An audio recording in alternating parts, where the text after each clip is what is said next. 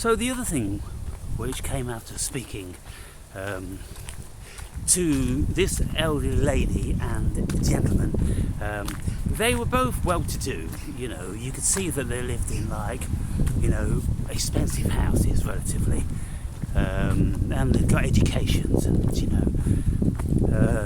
done a bit of something with their lives. And this woman, who was 80 years old, very switched on, knowing that it's all a crock of shit, and it's the blind leading the blind, and who knows what the objective is, and when AI gets more of a grasp on the world, we simply are never going to be able to know truth. It's already, in my lifetime it's become massively foggy. In the old days, things were quite a lot different 40 years ago, 50 years ago. They were really quite different, and political parties stood for something very much opposed to the opposites, and you would see them acting out their policies. But now they've come under the umbrella of globalism, and they're all the same. And so they're all fighting for their party, but their parties don't exist anymore. Only the name exists. And of course, America's the classic example of seeing the perspective and ideology of a certain party. The Democrats, they're becoming more persecutory, they're becoming more violent and aggressive and dictatorial, and that always was supposedly to be the demeanour of the Republicans, and so it's all become very, very strange. But the interesting thing about speaking to this elderly woman is there are intelligent people out there that do see the world for what it is in lots of respects, the general consensus, because I'm always saying that, look, we've got individuated worlds, there is no world the same, but it's a paradox, of course. Everything is a paradox, because albeit we do experience in a philosophical, metaphysical way our own world. We do not share our world with anybody else because it's our consciousness. But we look at the world through, broadly speaking, similar facilities. Our eyes, our ears, our sense of touch, our intuition, and our wisdom and knowledge and all these things, we judge the world by that. And if we have people with similar experiences to ourselves, then they will see, broadly speaking, something similar. And an instantiation is what I'm speaking about with this elderly woman, that she knew, just like most of us know, that politics is just a crock of shit. It's just theatre. It's just smoke and mirrors. It's bread and circus. That's all that's going on, just to keep us busy, deluded, confused, agitated, and all the rest of it. But meanwhile, behind the scenes, they're doing what they want to do. And so it's just distraction, people. Just keep us distracted. Keep the masses all over the world distracted with this, that, and the other. And meanwhile, they are continuing with their blueprint for the world, which extends to hundreds of years into the future. Most certainly they have a 50-year plan, a 100-year plan, a 20-year plan. Some of us are very aware of that. And so, lots of you guys, you say, well, I find your conversations interesting, the things that you say are interesting, but there's lots of areas where I don't, think or see the world the same way. And I'm like, well, look, you know me. I don't see the world in any particular way either, and I don't have any vested interest in any of my perspectives. I'm just putting my perspectives out there, mostly to agitate people into thinking for themselves and to looking at what they feel about the world and giving them the opportunity to get angry or to be elated or whatever. And in recent times on the channel, the curious thing is I can go for several months with barely getting a new subscriber in any given day. And then I'll put some videos out and they're no more different really to any of the other videos. And yet they'll receive 500 views or 1,000 views. And that's been the case in recent times. Whereas most of my videos, they'll get 100 or 200 views. And they'll never get any more than that really. Through the years, it just appears that as soon as the videos have slipped down in the algorithms, nobody in the whole world ever sees them again. And so this is just one of those bizarre things. We're in a world, people, whereby the vast majority of people will only respond to red bells. They'll only respond to notifications. They will only be following their algorithm. And if you don't keep on the algorithm every single day with an upload every single day, then very, very quickly your videos won't appear in the algorithms and you'll be history. So this is why people, these pundits that are out there, you know, Russell Brand, David Icke and Alex Jones, they've always got to be feeding you. Every single day they've got to be feeding you, because they fear that if they lose your interest for 1, 2, 3 days, you'll start looking for somewhere else for your satiation, and then you might find somewhere more interesting than them. So they've got to keep the hypnosis going, and that's what the media does. The media keeps the hypnosis going. And so can you not see that the world is given to extracting energy? Every single living thing on the planet is extracting energy from another living thing. And even blades of grass, they're extracting energy from the organisms in the grass, in the ground. So it's all living, people, everything's living. And so we have to safeguard our energy, be very careful where we focus it, because we have to know that it's being fed upon. It's our vital life force, and we have to be very, very careful. If you're just drifting around YouTube on this video, that video, and like on TikTok or Twitter, and before you know it, 3 hours have gone by, well, what's happened to your life? Has any of that information been any value to you, really? You know, is any of this information in modern times of any value? I would say it's of no value. I would say don't even bother with what's going on in the world currently if you have limited time, but just concentrate on history. Because, for instance, if you got drawn into the whole COVID thing, then you would have been completely confused, like, you know, the vast majority of people, and you wouldn't know whether you was on your arm or your arse. And you'd be flicking around endlessly trying to find the truth. But if you let the dust settle and you go back to these advents, let's say 2 years, 3 years later, 5 years, 10 years, then you'll see what people have compiled about all that shitfest that was going on.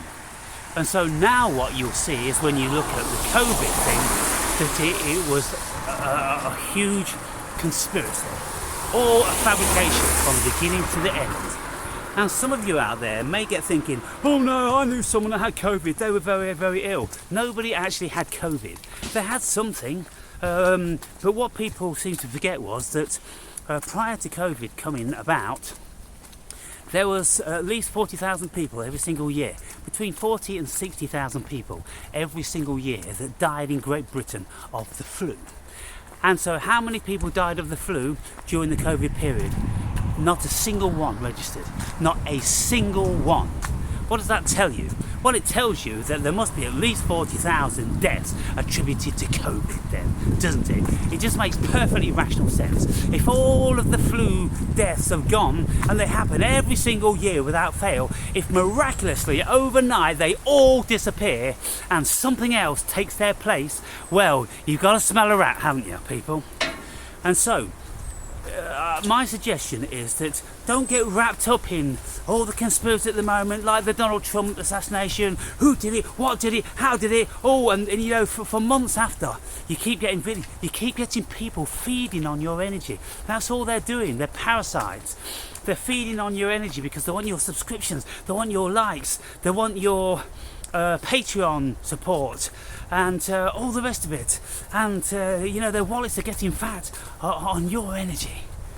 But if you don't do that, you save yourself an enormous amount of effort. And this is why, you see, what I do is I read a great deal, because reading, you've got stuff written a long time after the event, when the dust and shit has settled and people can see clearly, and you know, you've got a greater semblance of truth or reality, and so that's how I spend my time.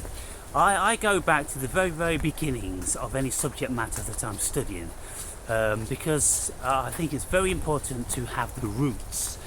And so, for instance, like with hypnosis, with meditation, with psychology, with philosophy, you know, I've gone back to the very, very humble beginnings of all these subjects, you know, often thousands of years ago, and then come forward. And this is why I'm reading these two huge volumes of Madame Blavatsky's work from the Theosophical Society, Isis Unveiled, is because that's what she's done. You know, as far as the Western world's concerned, incorporated some stuff from the East, but predominantly how the Western mind has thought about the supernatural and paranormal, things like that. She's collated all this information, and so much of it, you know, is just kind of like, it seems a little bit childlike, because that book was written in 1875. We've learned quite a lot since then, and of course with the advent of the internet, now we are so privy to all different sorts of things, near-death experiences, psychedelic experiences, the paranormal, UFOs, aliens. What aren't we privy to these days? And so the book reads pretty naive, because what did they have at that time? You know, they had fucking handwritten stuff with an ink quill and a pot of fucking ink. They used to send letters and shit like that. And if they wanted to communicate with people from another country, it would take 6 weeks, you know, to have the letter brought by steamship. And so how the world's changed. But, you know, 2,000 years ago, a philosopher, a Greek philosopher called Demetrius, I think something, I don't know whether the pronunciation's right, Democritus or whatever.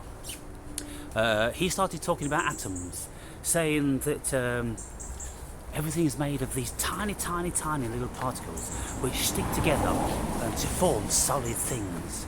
This was 2,000 years ago, people. And so they were right on lots of instances. And that's what Blavatsky is saying to these scientists, the modern scientists of her time. Don't be getting complacent about your ancestors, because they knew a whole bunch more than you do now. And when scientists start talking about, we've just discovered this and we've discovered that, well, you know, if you look in your history books, you'll discover that all that's been discovered mostly these days has been discovered before. And even when you look at, like, you know, the discovery of Wi-Fi, how we can have this information coming through the ether into your homes. Well, people were writing about the Akashic records thousands of years ago, saying that you can tap into the Akasha. All that has ever been known, is known and will be known, is available to certain minds and states of consciousness. And, you know, that has an enormous amount of validity to it. But now that's been superseded with the Wi-Fi, and everyone's okay with Wi-Fi. But how many people are okay with the Akashic records? Well, you need the wherewithal. You see, with Wi-Fi, you wouldn't believe in Wi-Fi unless you had a device to receive it. And say like if you're out in the middle of nowhere where it's not plugged into any power, and then you're getting downloads, then you're going to go, well, fuck me, it must be true. I can't see it, feel it, taste it, cut it with a fucking knife, but it must be here. But the same is said for the Akashic records, because you can be out on the top of a mountain and you can ask the higher self, God consciousness, cosmic consciousness, the Akashic records, whatever you can ask, and then lo and behold, within seconds or minutes or hours later, you will get a download which will just come straight into your mind, which is the answer. And you go, where the fuck did that come from? Where did that come from? And so, this is why I investigate all this stuff, people, because it gives me a great length and breadth to what has gone on in the world and what is going on in the world. And so with the advent of AI, where everything is getting super confusing, and we're never going to be able to even distinguish between a human being and a CGI replication. They can already do this voice manipulation stuff. They can fabricate everything.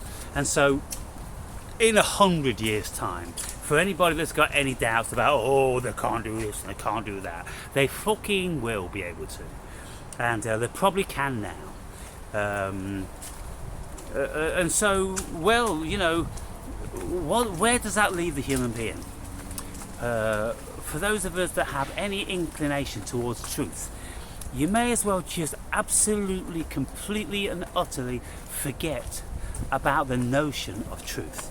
Just live your life in the present, accepting the world for the way it is. Don't question it, just be what they've created you to be, because the force, people, is very, very strong in those entities which have mastery and control over this earth. And if you are bothered to read the Gnostics and what the Gnostics said about the demiurge and how this earth environment was created, then you might start to think very, very differently about the world. And you might start to put two and two together and like, aha, so it really was true. All those years ago when they said that, it looks very, very true now. So all you got to do, people, is just follow the Hansel and Gretel trail, and it will lead you there. So, yeah, what I was saying, finally, is that because I only listen to the most intelligent of people on the planet in my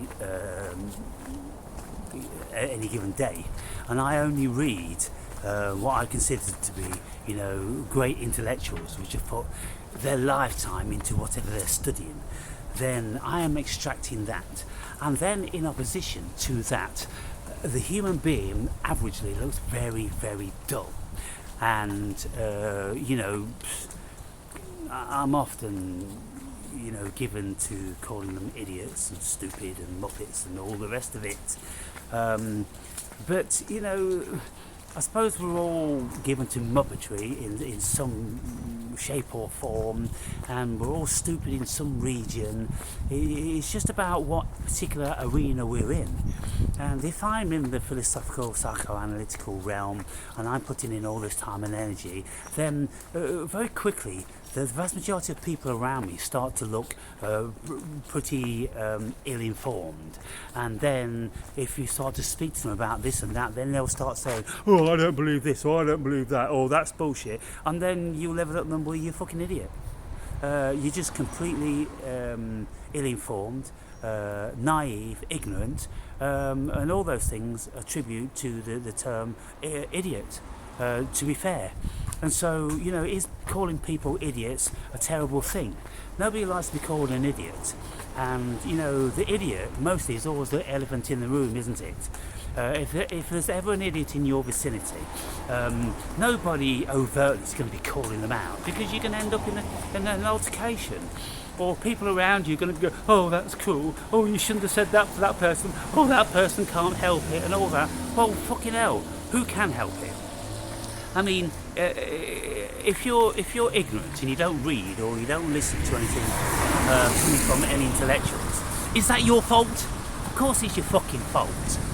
It's your fault if you're ignorant, because there's billions and trillions and gazillions of books out there to read to acquire knowledge. And when you acquire an enormous amount of knowledge, then maybe you have a valid opinion, because you'll know reasonably what you're fucking talking about.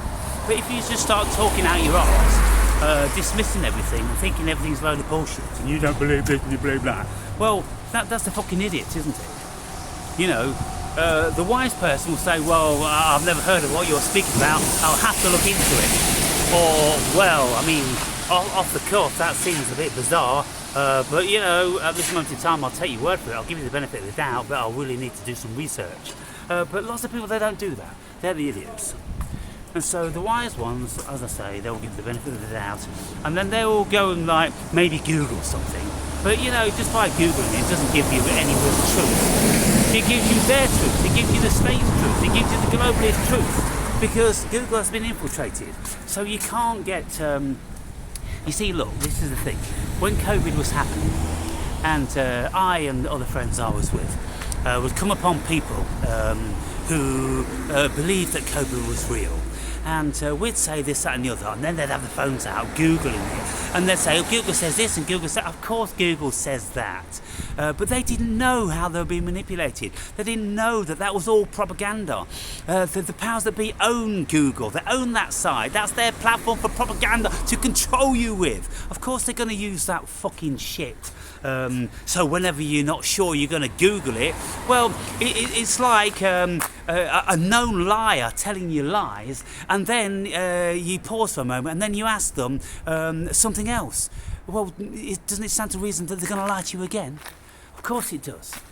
But you know, the people don't get this. So you can't go to these sources. You've got to go to other sources, and that's why you have to read, people. And if you don't read, then you'll never have any level of real knowledge about any fucking thing.